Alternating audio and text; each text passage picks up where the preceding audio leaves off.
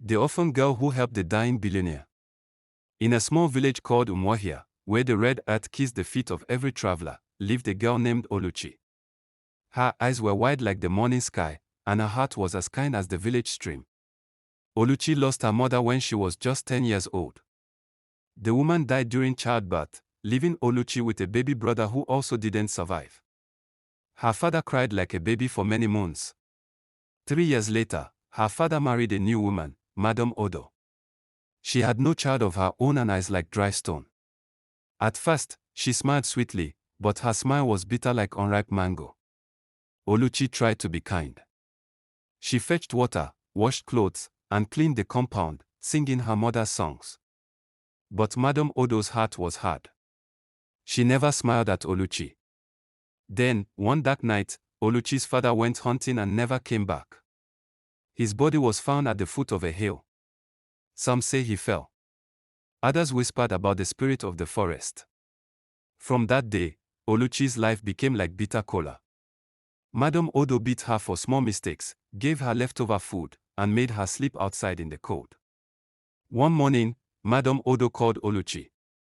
"You are going to Lagos," she said. "Madam Cash needs a maid in her buka. Go and be useful there. I don't want to see you again." Oluchi said nothing. She just looked at the sky and whispered, "Mama, if you can hear me, help me." She started her journey with tears in her eyes and hope in her heart. The road to Lagos was long. She took a bus from Umuahia to Benin. Her stomach growled of hunger, but she held her peace. Her only treasure was her good spirit. As the bus neared Lagos, they passed a lonely road lined with tall trees. Suddenly, the bus stopped. A man was lying in the middle of the road, bloody, bruised, and still breathing. Everyone shouted, "Let's go. We can't stay here. Armed robbers may come." But Oluchi ran out. "We can't leave him here. He's alive," she cried. She lifted the man's heavy head and wiped his blood with her wrapper. His name was Patrick. He whispered, "Water. Please." The driver shouted, "We're leaving you behind, girl." But Oluchi didn't care. She waved them off. "Go. I will help him myself." And the bus left Oluchi and Patrick in a lonely road. She dragged him to the roadside shade and flagged down a car. None stopped. Hours passed. At last, an old van stopped. An old woman came down. "Child, what are you doing alone here?" "Please, Mama. Help me. This man is dying." The woman nodded. "Let's carry him inside the van." They reached a nearby hospital. Doctors rushed out. "He's in a coma state," the nurse said. "If he survives, it's a miracle." Oluchi stayed by his bedside for 2 nights. She prayed. She sang. She told him stories. "Don't die, Mr. Patrick. You must live." On the 3rd day, Patrick opened his eyes. "Who are you?" he asked weakly. "I'm Oluchi," she said, smiling with tears. "You're safe now," she said. He said, "My name is Patrick." So as days go by, Patrick's heart shook. No one had cared for him like that before. Not even his workers. Not even his family, he said. He told her, "You saved my life." "Why?" Oluchi said, "Because I believe in kindness. And I couldn't leave you there to die." Patrick stayed in the hospital for 2 weeks. Every day, Oluchi washed his clothes, brought food for him to eat, and told him moonlight tales like her mothers used to tell her. One story was about Mbe the tortoise, who lied to get all the food at the animal feast. Patrick laughed for the first time in many years. His laugh was deep, like thunder rolling inside a coconut shell. "You're not just kind," he said. "You're special." When he was discharged, Patrick said, "Come with me to Lagos. Let me help you now." But Oluchi shook her head. "I'm going to be a maid." "That's what my stepmother sent me for," she said. Patrick looked at her small back, then at her big heart. He said nothing but made a secret plan. "Okay, I will take you to Madam Cash myself, he said. Let me at least escort you. Lagos was loud and fast. The cars zoomed like angry bees, the buildings stretched like palm trees in the sky. Oluchi held her wrapper tightly. So this is Lagos, she whispered. They reached Madam Cash's buka. The woman was fat and fierce, with gold teeth and loud voice. You're late, she shouted at Oluchi. Enter kitchen now. Patrick watched silently. That night, he sent a spy to the buka. Watch how they treat her, he told his driver. I want to know the truth. Days turned to weeks. Madam Cash gave Oluchi food only after customers ate. She slapped her for small mistakes and made her clean the toilets with bare hands. One evening, Oluchi sat under the mango tree behind the buka, singing to herself. A small girl called Ifeoma came near. You sing like my mama, she said. Sing again, auntie. Oluchi sang an Igbo lullaby her mother taught her. Umuahia, come and hear. The moon is here, the stars are near. Wash your feet, close your eyes. Mama's song will make you wise. That same night, Patrick's spy came back. Sir, he said, they treat her like a slave. She eats once a day. The woman uses her like a rag. Patrick clenched his fists. She saved my life. Now it's my turn to change hers. He called a team and said, prepare the test. The next morning, Madam Cash's buka was visited by men in suits. We are looking for a young girl, they said. She has been selected for a cooking competition in Victoria Island. Patrick used this test form to take her off Madam Cash. Madam Cash pushed Oluchi forward. She cooks, said Madam Cash. To Fiokwa. She only washes toilets. The men on suit smiled. We will take her with us now. Oluchi entered the new World Bright kitchens, tall chefs, cameras clicking. What am I doing here? She whispered. A soft voice replied behind her, just be yourself. There were 10 tests. Cooking blindfolded. Tasting with nose closed. Telling stories while cooking. Each day was a battle. The final test was cooking a meal from home. Oluchi made off onogbo bitter leaf soup and told a tale of her mother, her stepmother, and the journey of the heart. One judge, a quiet old man with a walking stick, wiped his eyes. Child, he said, your food brings memory. You have cooked your story into our hearts. Oluchi won the prize. A scholarship, a job in one of the biggest companies, and a house. But she asked, please, can I go back to see Mr. Patrick first? She never knew that Mr. Patrick was the one who set the beautiful life for her. And he did that to test her. She was taken to Mr. Patrick's house. She knocked on a gate. The door opened. There was Patrick, in a fine clothes, standing by a pool. You passed, he said. Passed what? My test, he smiled. Oluchi stood at the gate, confused. What test? She asked. I only cooked. I told stories. Patrick smiled, but his eyes were soft. And you showed your soul once more. He led her inside. The house was as big as a palace. This is my home, Patrick said. And you are welcome here. Not as a servant, but as a guest. She touched the walls. You live here?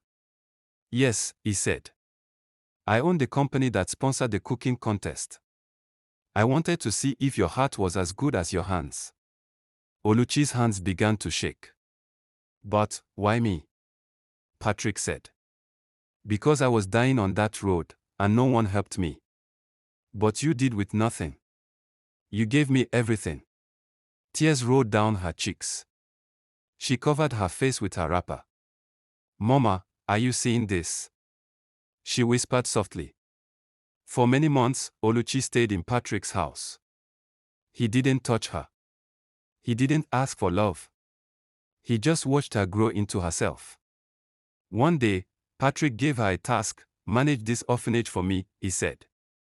These children need what you have, which is your heart, hope, and the beautiful songs you always sing. Oluchi worked with joy. She sang, cooked, taught, and played. The children called her Enenimo, which means the moon mother.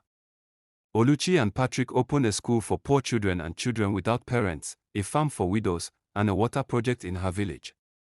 She said, "Let my joy wash others." One morning, Oluchi got a letter. It was written in shaky handwriting. It came from her village. "Oluchi, please help me. I'm your stepmother." After she finished reading the letter, she became worried. Patrick saw her worried face. "What is it?" he asked. She gave him the letter. He said, "You don't owe her anything." "I know," she replied. "But kindness is not a debt. It's a seed." Oluchi sent clothes, money, and a note. "Use this well. I am not angry. But do not forget, what you sow, you will reap." Later that week, a man named Chidio came to their gate. He had once mocked Oluchi in the village, calling her the cursed girl. Now, he was sick and jobless. Oluchi asked him to sit and eat. "I remember what you said to me," she told him. Chidiok looked down. "I was a fool. Please forgive me." "You are forgiven," she said. That night, the wind carried songs through the compound. Elders from her father's village arrived with palm wine and kola nut. "We come to beg," they said. "We were wrong." One elder cried. "We believed your stepmother. We let her turn us against your father's blood. Please, come home and bless the land." Oluchi smiled. "I will return. But not alone. I will come with light, books, food, and love, not revenge." She went back to the village for the first time in many years. The children ran after her car, shouting, "Auntie Oluchi! Auntie Oluchi!" The compound that once rejected her now welcomed her with dancing. The women sang. "The dry stick is now the shelter. The rejected is now the crown." Oluchi poured libation on her father's grave.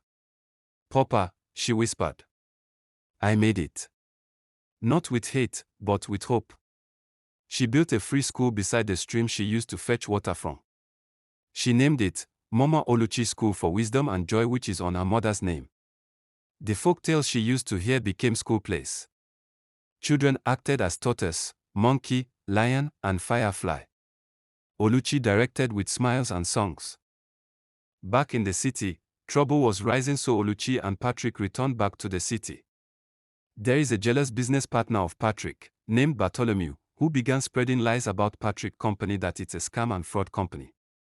But he accidentally said all of that because he hated Oluchi so much because she advised Patrick to avoid him, that he smelled evil in his eyes.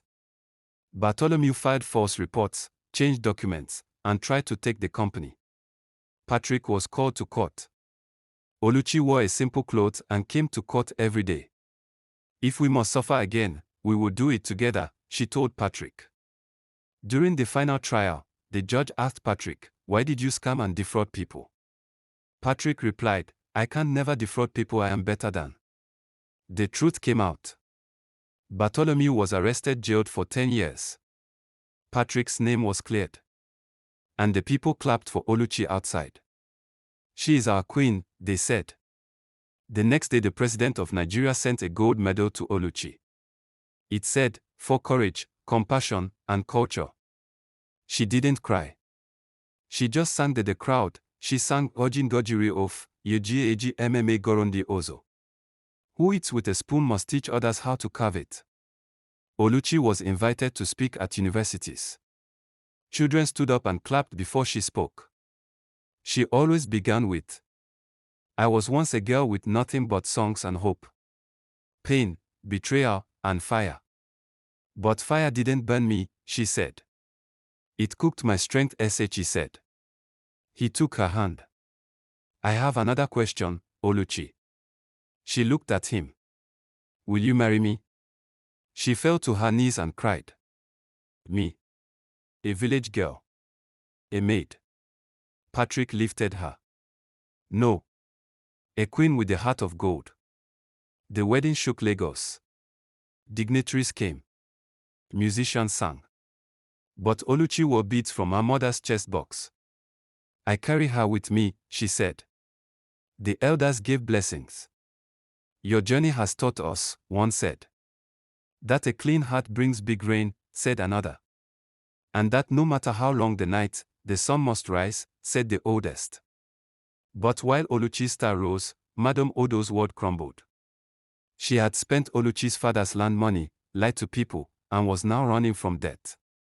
One rainy morning, she boarded a bus to Lagos. I must find that girl. She is eating the life that belongs to me, she shouted to herself. Fate had its own plans. The bus lost its brake. It crashed near Oregon. People screamed. Madam Odo's life ended there, under cold rain and broken glass. Back in Lagos, Oluchi felt a deep cold. She woke up crying. Something is wrong, she said. The wind whispered her mother's song. Ebe akwe nwa, mama nonso. Cry not, child, mother is near. The next day, news came. Madam Odo was gone. Oluchi said nothing. She walked to the village stream behind the mansion and poured water. Go in peace, she whispered. Patrick stood behind her. You're strong, he said. Even after everything. Oluchi replied, pain taught me to be. Years passed. Patrick's company grew. They opened offices in London, Nairobi, and Accra. But his favorite office was still the small one Oluchi painted yellow. Then came the illness. Patrick started coughing blood. The doctor spoke in big English. It's stage 4 cancer, they whispered among themselves. Oluchi did not leave his side. She read him folk tales, just like she did to the orphans. Tell me the one with the firefly, he said. She wept as she told it. On his final night, Patrick looked at her and whispered, you saved me twice. First on the road. Then with your love. He took one last breath and then died. His final burial day, Oluchi cried. Let him know I love him so much and I never stop loving him, she said. After his death, Patrick family people tried to take the company away from Oluchi. She's just a woman, she killed our son, they whispered. But Oluchi stood before them and said, I am the firefly. I glow even in the dark. 2 weeks after Patrick's death, Oluchi discovered that she is pregnant with Patrick's son. Now Patrick is back to me, she said. Months later she gave birth to a bouncing baby boy. So Oluchi kept the company. She led with truth. Her orphanage spread to 10 countries. She taught that folktales weren't just for fun. They were power. Oluchi and Patrick's story weren't just a story but a true love. Moral lesson. Do not wait to be rich before showing kindness. The heart that helps today may wear the crown tomorrow. The one you lift may become your destiny. Love, even in tears, builds legacies.